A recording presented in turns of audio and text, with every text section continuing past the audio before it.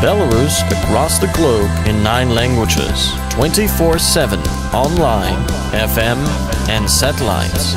Radio Belarus International, bringing Belarus closer.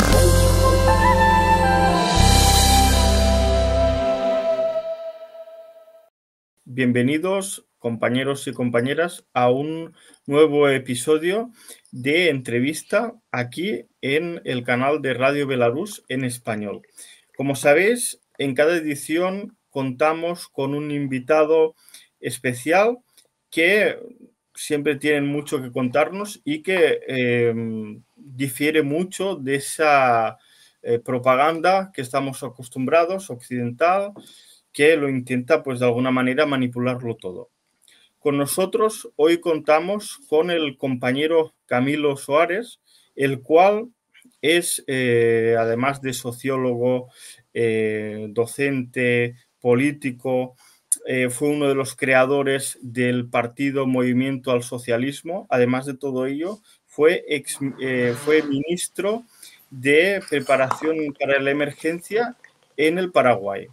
Bueno, pues muchas gracias, Camilo, por concedernos esta entrevista. Espero que estés cómodo con nosotros. No, el agradecimiento es mío, Albert, y la verdad que para mí es todo un honor y un placer poder compartir contigo a través de Radio Belarus, porque sigo siempre la realidad política a partir de los contenidos que ustedes publican de lo que está sucediendo en esa parte del mundo que es desconocida para muchísima gente aquí en América Latina, que Belarus, una ex antigua de la Unión Soviética, es probablemente el lugar donde más se haya preservado el legado revolucionario que después de la hecatombe de la Europa socialista todavía preserva y lucha por preservar esas conquistas que son de toda la clase trabajadora y de la humanidad.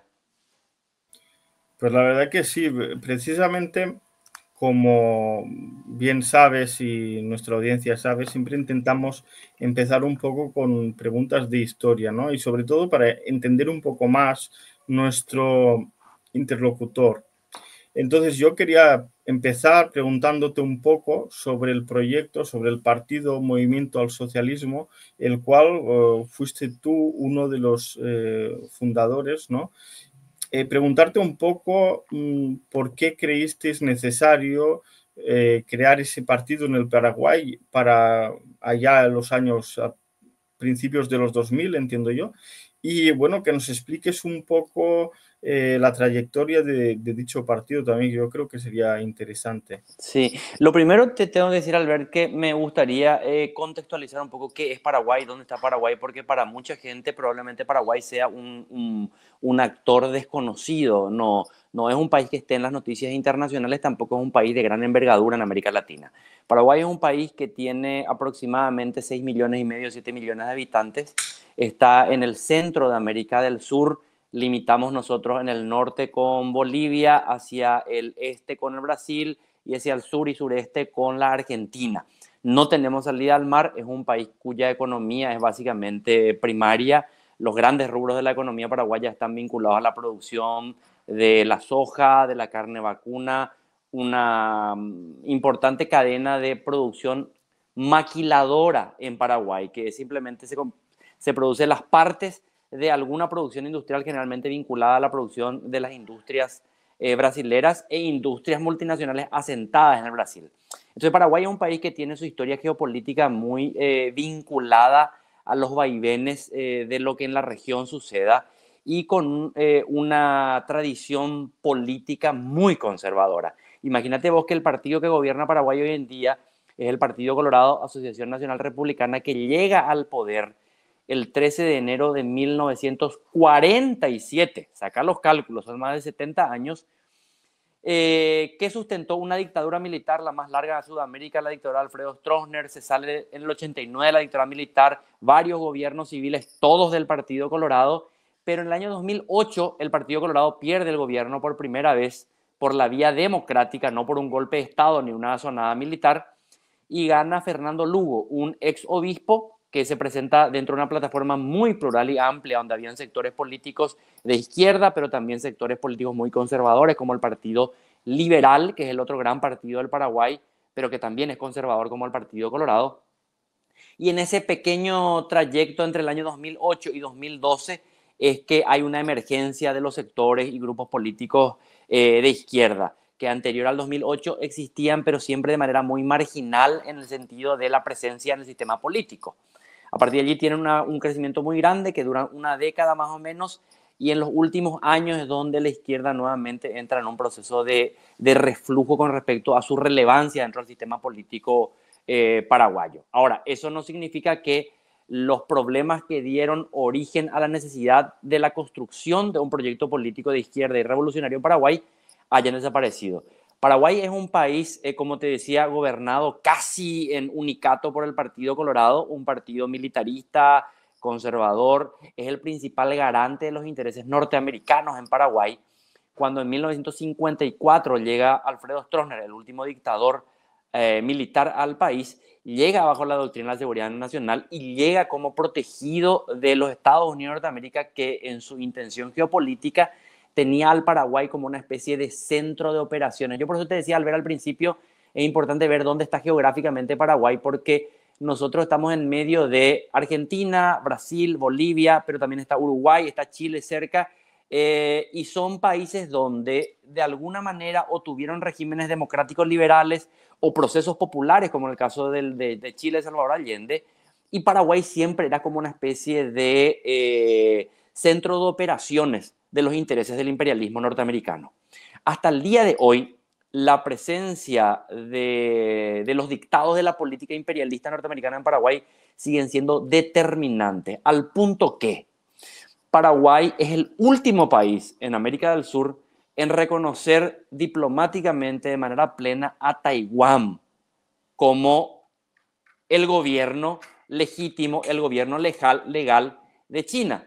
En Paraguay se le sigue denominando a China, a Pekín, a Beijing, como la China roja, la China comunista. Diplomáticamente no existe China para el Paraguay. Es una locura delirante. Pero también Paraguay es uno de los primeros países en alinearse de manera más fiel a los intereses del Estado sionista de Israel, porque fue el primer país en toda la región en seguir los dictados del primer gobierno de Donald Trump y cambiar la embajada de Paraguay de Tel Aviv a Jerusalén. Con lo cual te digo que la presencia política del imperialismo norteamericano en Paraguay es determinante. Bueno, ese es el país, ese es Paraguay, y ese es el contexto en el que tienen que desarrollarse las organizaciones políticas de izquierda, marxistas, incluso socialdemócratas, con ese gran peso que tiene esto en la definición de la política interna. Precisamente, como tú muy bien comentabas, en el 2008 llega, bueno, pues Alfredo Lugo, ¿no? Y Fernando Lugo. Disculpa, perdón. Fernando Lugo, como presidente, que era, bueno, pues un camino diferente, ¿no?, a ese Partido Colorado que estaba gobernando desde hacía tantos y tantos años, tantas décadas, y en ese mismo gobierno, entiendo yo, que entras tú, ¿no?, como ministro de situaciones de emergencia. Explícanos un poco cuál era la realidad que te encontraste a la llegada en el ministerio y cuáles fueron las cuestiones o los asuntos más, bueno, más problemáticos que te encontraste cuando llegaste al cargo. En lo que tiene que ver con los sistemas de protección civil, gestión de riesgos, emergencias, tiene diferente tipo de abordajes dependiendo del país. Nosotros encontramos en Paraguay que lo que se conocía como la Secretaría de Emergencia Nacional era el típico reflejo de una institución pública de un régimen oligárquico dependiente, frágil, débil, donde se limitaba simplemente a dar un auxilio casi de caridad o de última asistencia a situaciones de catástrofe, donde nunca era una visión de Estado entender que muchas de las llamadas catástrofes o emergencias que se generan en realidad son simplemente el producto de las condiciones precarias en las que se desarrolla la materialidad de los sectores populares. Por ejemplo, las sequías o las inundaciones tienen mucho que ver con que gran parte de la población rural de nuestros países, que con el crecimiento del desarrollo del capitalismo periférico hace que la gente sea expulsada del campo porque avanzan las producciones agroindustriales en manos de pocos propietarios, por ejemplo, cultivos de soja o grandes extensiones para cría de ganado, el campesino es expulsado de sus lugares y tiene que venir a intentar encontrar alguna forma de sobrevivir en las periferias de las ciudades. Las periferias de las ciudades en algunos países suele ser en las zonas montañosas. Paraguay no tiene montañas, es un país muy llano, es muy fértil, muy rico, por eso tenemos producción de ganado y producción de soja tan alta. Pero, ¿cuál es la periferia? Y la periferia aquí tiene que ver con los contornos, las veras, las riberas de los ríos. Entonces la gente que sale del campo expulsada por esa producción capitalista que va creciendo y concentrando propiedades, viene a vivir en la periferia de los ríos y cíclicamente es víctima de las inundaciones. Bueno, para el modelo de desarrollo del capitalismo paraguayo nunca fue importante atender el problema de dignidad de condiciones de vida de la gente, sino que simplemente era esperar que venga una inundación, que mueran un par de personas y ver qué se le puede llevar de asistencia, un poco de comida, un poco de ropa o un poco de probablemente chapas o madera para construir alguna choza provisoria. Entonces uno se encuentra con esa situación y uno dice, pucha, tenemos que hacer cambios para poder dignificar las condiciones de vida de la población y uno se encuentra con un sistema político montado a imagen y de semejanza de los intereses de la oligarquía dominante, con lo cual también uno se interpela ante la siguiente situación. Esa gran diferencia, Albert, entre ganar un gobierno y tener el poder. Cuando uno ve que el poder sigue radicando en los grupos económicos concentrados, en las corporaciones mediáticas, en la gran banca, y el gobierno tiene límites muy acotados para hacer dentro del régimen liberal que nosotros tenemos. Allí es donde uno se cuestiona si el problema es simplemente cambiar las personas al frente de un gobierno o la necesidad de cambiar estructuralmente las formas de organización del propio Estado. Y uno encuentra los límites dentro de las democracias liberales que nosotros tenemos. Claro, uno intenta hacer lo más que se puede optimizando los recursos, teniendo mayor atención a sectores populares, pero eso no termina de ser más que simplemente asistencialismo. Tanto es así que en el año 2008 gana Fernando Lugo, pero en el año 2012 cae el gobierno de Fernando Lugo. Las elecciones deberían de haber sido en el año 2013, pero en el año 2012 se confabulan varios actores políticos conservadores, entre ellos un sector político que era aliado del gobierno de Lugo, el Partido Liberal, se confabula con el Partido Colorado para destituirle por un juicio político a Fernando Lugo, corta el proceso, porque aunque no se planteaban en el gobierno de Fernando Lugo cambios revolucionarios o cambios radicales, se intentaban hacer cambios un poco más humanos, un poco más de sensibilidad social, pero eso ya era mucho para la oligarquía paraguaya y se confabularon todos los actores políticos para cortar e interrumpir el proceso. Con lo cual, con lo que vos me preguntabas, Albert, ¿qué es lo que nosotros encontramos? Encontramos que el diseño del Estado paraguayo siempre fue pensado simplemente como un aparato que garantice el esquema de dominación de clases en Paraguay y no como un aparato público que pueda estar al servicio de las grandes mayorías. Pues precisamente por lo que mencionas, siempre al final acaba siendo una realidad, ¿no? Que lo que tú dices, ¿no? Que una cosa es ganar unas elecciones, ¿no? Llegar al gobierno y la otra es el poder en sí. Porque algo parecido ocurría, por ejemplo, aquí en Belarus en los 90, cuando desintegraron la Unión Soviética, ¿no? Y aquí estaban los nacionalistas de derechas y, bueno, pues con el capitalismo privatizándolo todo y destruyendo todos los servicios, etcétera. Y finalmente el presidente Lukashenko fue elegido, pero se tuvo que realizar un referéndum para validar una nueva constitución y poder así hacer algo, porque también estaba atado de pies y manos.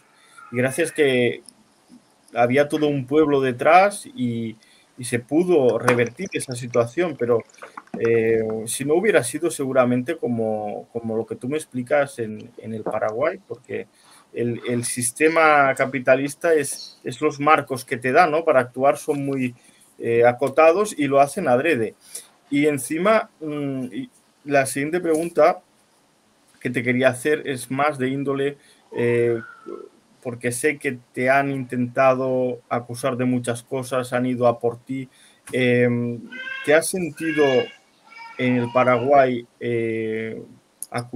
bueno, pues acosado por ese sistema que lo que intenta es impedir que las personas que quieran realizar alternativas a lo que ellos tienen como sistema capitalista? En fin, ¿te has sentido de alguna manera perseguido por todo ello? Explícanos un poco. Yo creo que es interesante. Mira, en los últimos años se puso muy de uso corriente en algunos espacios críticos el término de lawfare o guerra judicial. Yo suelo decir siempre, el tema es que lo que hoy le denominamos nosotros lawfare es el mecanismo de siempre las democracias liberales que utilizaron el Poder Judicial para poder sacarse del medio a todo aquel que pueda cuestionar su régimen de poder. O sea, no es un fenómeno nuevo, eso funcionó siempre así. Lo que pasa es que ahora se le puso denominación y se hizo como que mucho más visible que hay un esquema donde los grandes medios de comunicación, que son corporaciones mediáticas, en realidad son simplemente aparatos de comunicación política, ideológica, cultural, de grupos económicos concentrados. Detrás de cada gran grupo de comunicación hay una banca privada, una industria, algún sector económico de poder que utiliza los medios de comunicación para defender sus intereses. Allí generan una operación en sinergia con el Poder Judicial, porque criminalizan a alguien que la propia población le trata como un criminal a esa persona, y allí el Poder Judicial tiene el camino allanado para proceder con todas las injusticias en contra de esa persona. Yo sufrí un proceso judicial de más de 10 años que finalmente tuvo que llegar a últimas instancias y la Corte Suprema de Justicia tuvo que anular. Fue uno de los primeros procesos judiciales que soportó un funcionario del gobierno de Fernando Lugo, donde acusaban de todo, pero donde utilizaban los grandes medios de comunicación. Acá hay un conglomerado de medios, el más grande de todos, de una familia de apellido Sucolillo, el grupo ABC Color, que siempre fue como una especie de instrumento de apriete y extorsión en contra de los adversarios y los enemigos políticos, y que son los que acicatean al Poder Judicial para decir, este es el enemigo, este es el peligroso. Ahora, hay un ingrediente más. Los sectores dominantes en Paraguay, la oligarquía paraguaya, es profundamente anticomunista, profundamente anticomunista. Durante la dictadura militar de Alfredo Stroessner, todo se justificaba en pos de evitar que el comunismo llegue al Paraguay. Era tanto así que en Paraguay cualquiera era atacado, catalogado de comunista, simplemente por ser un crítico con el régimen en el que gobierno. Podrían no ser comunistas incluso. Pero hasta el día de hoy, a pesar de haber pasado más de 30 años de la dictadura militar, las élites dominantes paraguayas siguen siendo profundamente anticomunistas, y cuando ven una persona que simpatice o sea un poco cercana a postulados políticos de izquierda, ya le ven como un enemigo. Entonces yo probablemente tenía uno de los grandes pecados que tenía, es que soy hijo de esa tradición política de sectores que consideran el marxismo como una referencia o proyectos revolucionarios como proyectos políticos necesarios.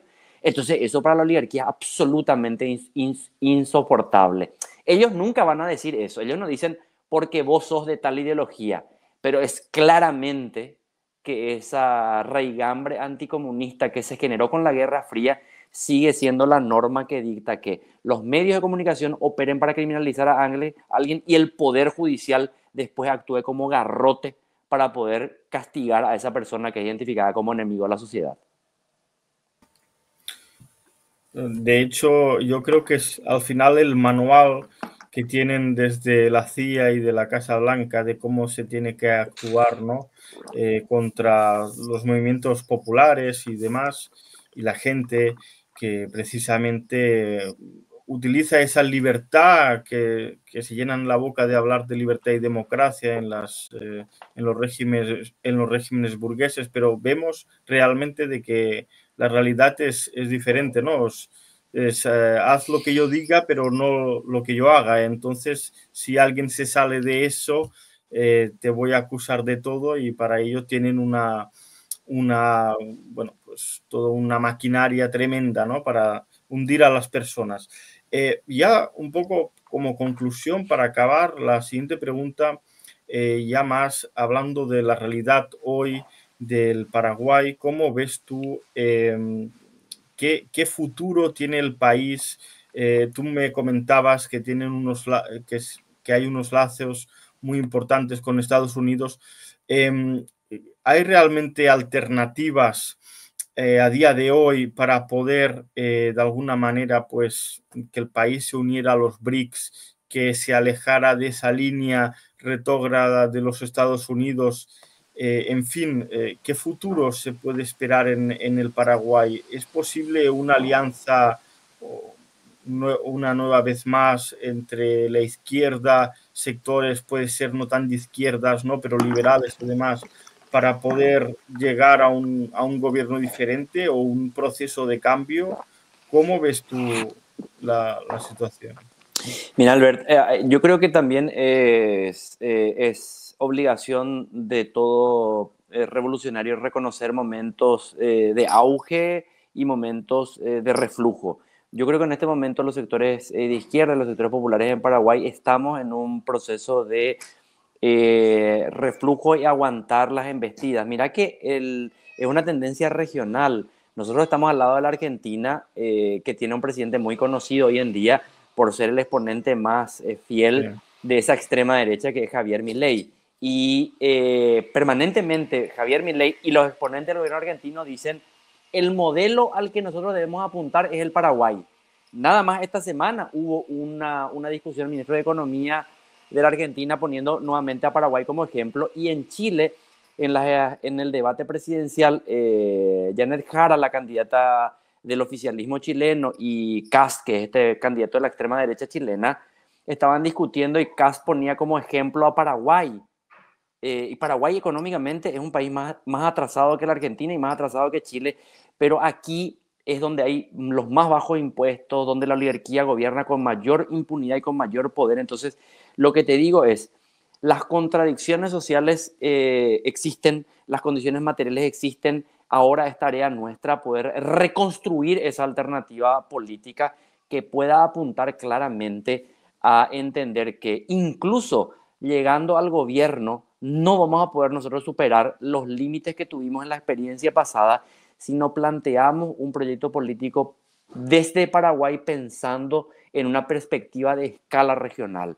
Si nuestros países no consiguen integrarse, no solamente en el plano político o cultural, en el plano económico, en el plano de infraestructura, en el plano de los bloques económicos internacionales, nunca vamos a poder solucionar los grandes problemas de atraso y pobreza que nosotros tenemos. Lo claro es que la asociación, entre comillas, digo, la relación de dependencia que tenemos con los Estados Unidos de Norteamérica desde hace tantas décadas no permitieron que el pueblo paraguayo pueda salir de los grandes problemas de atraso y pobreza que tienen.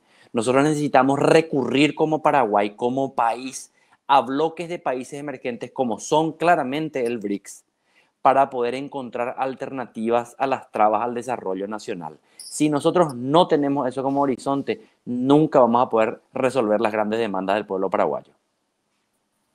Pues la verdad es que deseo suerte y una ardua lucha que tenéis, Camilo, en el Paraguay para poder reorganizaros y poder trabajar por un futuro digno.